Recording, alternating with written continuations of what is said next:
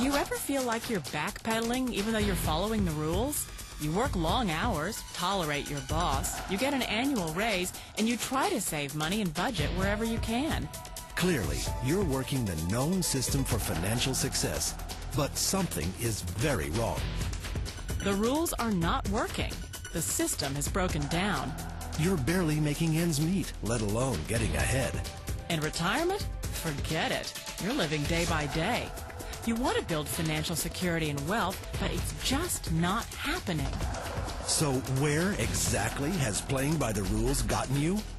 If you can change your outlook, change some of your values, and change your rules, you'll find there's a whole other set of rules out there that are more conducive for people who want to be rich.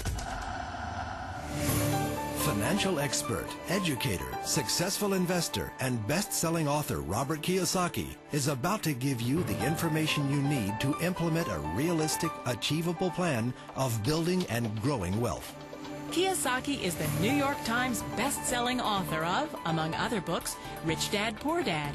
To date, the series has sold 20 million plus copies worldwide. Today, Kiyosaky shares his revolutionary wisdom with you, just as his rich dad shared it with him. It's information that can take you from working for money to your money working for you. Information that can set you free. The story of Rich Dad, Poor Dad is really a story of two different fathers with two different sets of values and completely different sets of advice. So I don't mean to insult anybody or, to damage your values, but really that was the difference. For example, my poor dad always said, go to school, get good grades, get a high-paying job, work hard, live below your means, save money, get out of debt, have a good retirement plan. And that was my poor dad's values. My rich dad said, you probably won't get rich doing that way because very few people get rich following that plan. But you thought saving money made you money. If you take a look at this 40-year run on the dollar is designed economically to lose money every single year. So why would you save something that loses money every year? And what this means for somebody on retirement plans is that after you retire, the value of your dollar goes down and your cost of living keeps going up. To my rich dad, that was bad advice and made no sense. Again, it was different values. This goes against everything you've heard. A very important diagram my rich dad showed me when I was a little boy was a diagram known as a cash flow quadrant. And the quadrant is made up of the 4 different people who make up the world of business. So my rich dad said, in the world of business, there's E's. And E's stand for employees. An employee, he says, you can always tell who they are by their core values. And what the employee, whether the president or the janitor of a company, will always say the same words. The words are, I'm looking for a safe, secure job with benefits. That's what makes them an employee, because their core values are security.